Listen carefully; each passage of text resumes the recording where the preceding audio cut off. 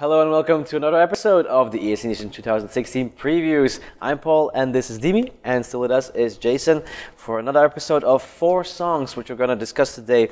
And we have Iceland up first, and it's Greta Salome, another one who is returning, and her song is called Hear Them Calling.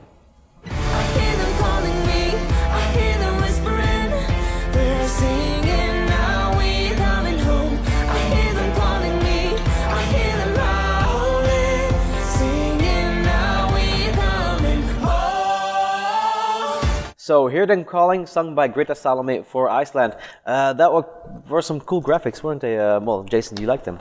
Yeah, I like the graphics. I thought that was the most visually interesting song that I've seen in a while. I was not a fan of her outfit. No. Fringe overload, I think Tim Gunn would not approve. That was on Project Runway. He would say, make it work. She had kind of like a country Britney vibe.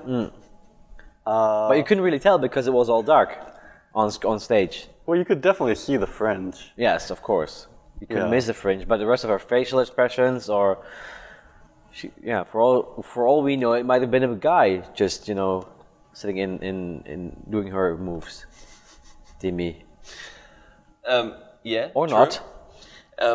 I was not that big a fan of the graphics because they're too omnipresent, I feel. Yes.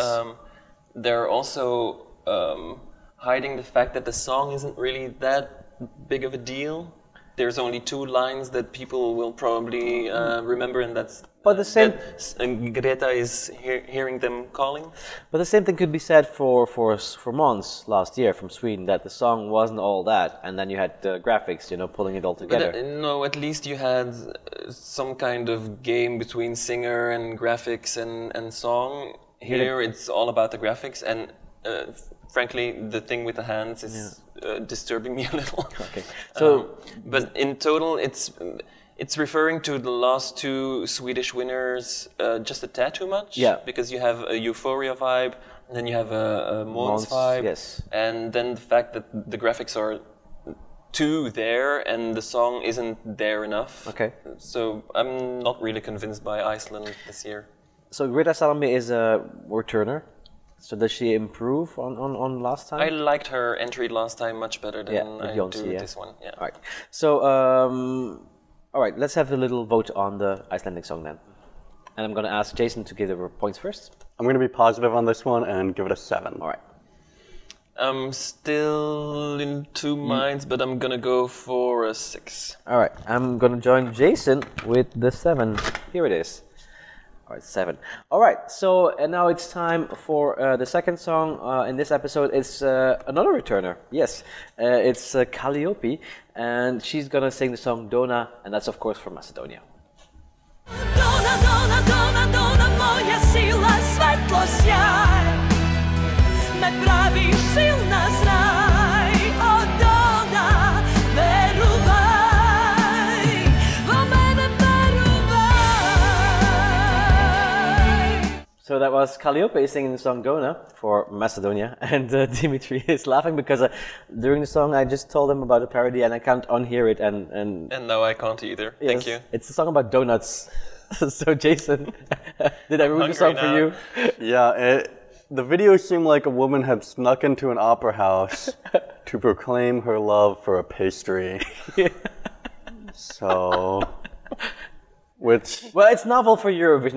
Normally it's Yeah. all I love. but- wasn't there a song about baking a cake last Yes, year? that's true. Well, 2 years ago, I think. Oh, sorry. Yeah, Why so did you have to remind us of it? Well, it's impressive though, You liked that song though. I did like it. It was amazing. People didn't like that song. Well, yeah. Well, I like my pastry, and maybe Dimi does too.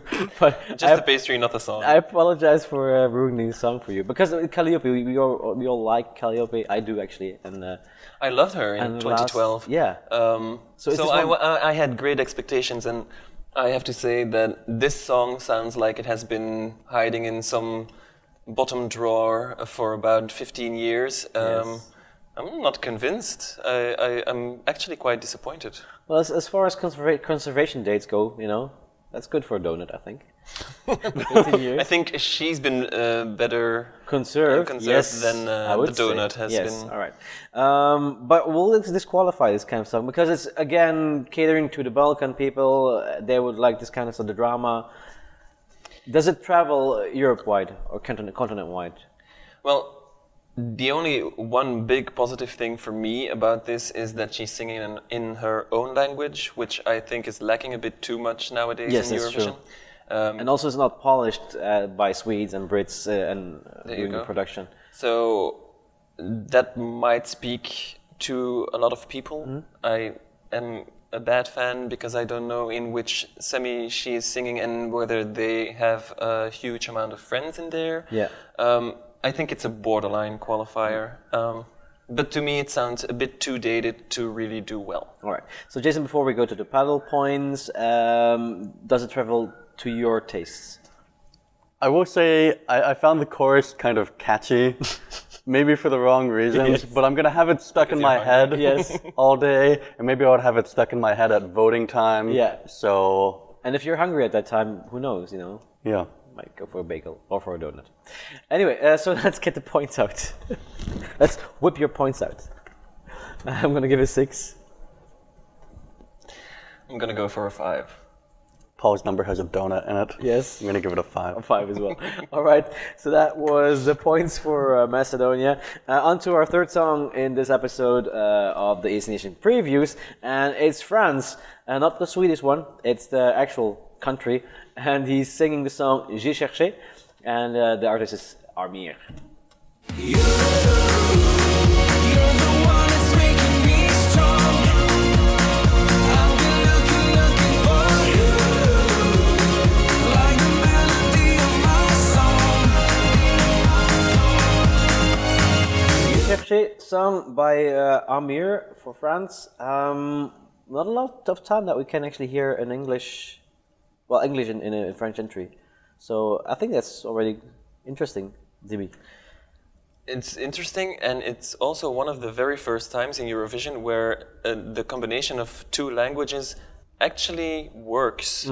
I don't mind it at all. It flows seamlessly from French to English, and they do it, really, really well. It comes across rather nicely, I have to say. All right, Jason. When you think of a French song or a song for France in Eurovision, is this what would fit your preconception of that? I don't have a preconception. A French I think song you're for Eurovision. overestimating me. I will say I found the song pretty catchy. I thought the video was well made, but my worry is that my least favorite parts of the video were when you saw the singer. I thought the other parts were, I don't know, they were telling some story, they were more interesting. And then when he was out there flailing, it was a bit less engaging to me. Yes. So I'm worried about what they will do on stage. Maybe they should have Pamela Anderson then again, and I are very much. You're stereotyping me. Yes, and also that was a different episode. So there you go. So if people haven't seen that one before this one, they'll be very confused. Yeah, but then how maybe they can do like a Sia thing, then just not have the singer on stage. Have a little girl ballerina on there. with her back towards the audience and stuff like that. Yeah. I'm imagining Amir with a Sia wig on right now. Quite entertaining. Points there, straight away. I agree actually with Jason. It's a really catchy tune. It breathes spring and summer. Yes. It reminds me of a couple of hits by Bob Sinclair. Yes. Which I think bodes really well. But I share his worries and his concerns. Because France, the past couple of years, they always manage to frack things up when it comes to visual stage presentation. So I'm hoping that this year will be the exception to the rule, and especially with a singer that might not be as charismatic as we'd all like him to be. So that's gonna be interesting to discover. Well, I really like his stage presence. Actually, I've seen a few video clips of him, and to be honest, I also think that France has been a bit shafted the last few years, but their bad draw, running order, and But that doesn't change the fact that But they staging last year absolutely was also- don't have any clue what they're doing on stage. Last year it was I really liked it was it. a It was a smart disaster. move. No, that was a disaster. Okay, well, But okay, agree to the goût et disagree. des couleurs. And let's see if that translates into disagreement or agreement in the points. and I'm gonna give it an 8. I think it's really summery. I think it's one of the highlights of this year. Je suis complètement d'accord. Ah, voilà, there you go. Uh-oh. Oh dear Lord, triple 8, and jury in agreement, and that brings us seamlessly almost to the last song of tonight's episode. It's the Montenegrin song called "The Real Thing," and the group is called Highway.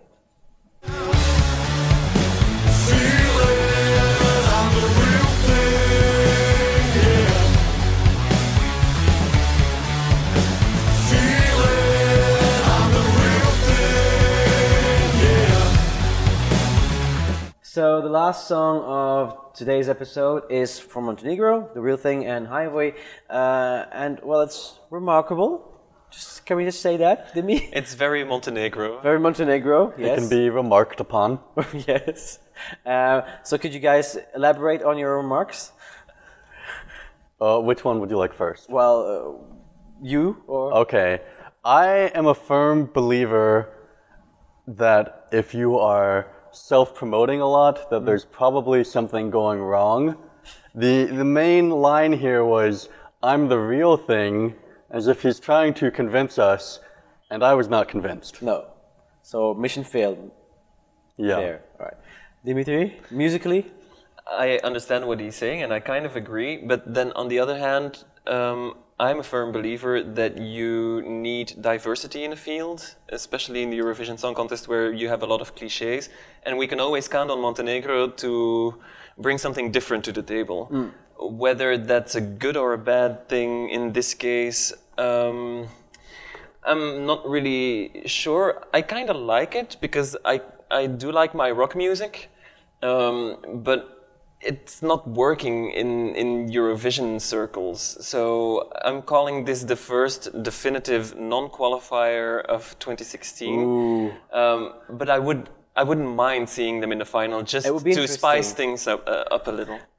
Just let's go Eurovision nerdy for just half a minute, because in the Latvian national final there was also, you know, not the same style, but you know, also very rockerish, very that kind of style of music was there as well, and they came second. And actually, that was a better deal than what you get here. I don't know if you remember that group. But to me, there's always a difference between national finals and then the eventual Eurovision Song Contest. Yes. Because you've got the local factor that's playing, and in Eurovision you don't have that. So people are just judging you on the quality of song, the quality of performance, and rock has only worked a couple of times, and one time really well in 2006, and a lot of the rocky attempts have just fallen flat on their arses, so this might fall into the latter category. So what is that you don't like about this, Jason? Is it because it's is it bad rock? I mean, I listen to a lot of rock, and this is not something that I would consider good in that genre, much less in the context of Eurovision. Okay. All right, so then let's just put this song out of his misery, and let's just go to the points as well. I'm gonna go for a 6. Wow. Oh, I'm gonna go for a 1. For 1? Oh, harsh. So, and then we have the 5.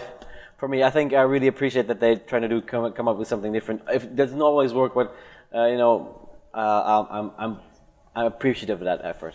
All right, so that, guys, thank you for those well, kind but honest words, let's just say, and that means that it's that was it for today's episode. If you would like to discuss with us about this or other songs, you should go to ESCNation.com and go to the message board, and we're there and ready and waiting for your comments. And you should also go to our YouTube channel, which is youtube.com/ESCNationTV.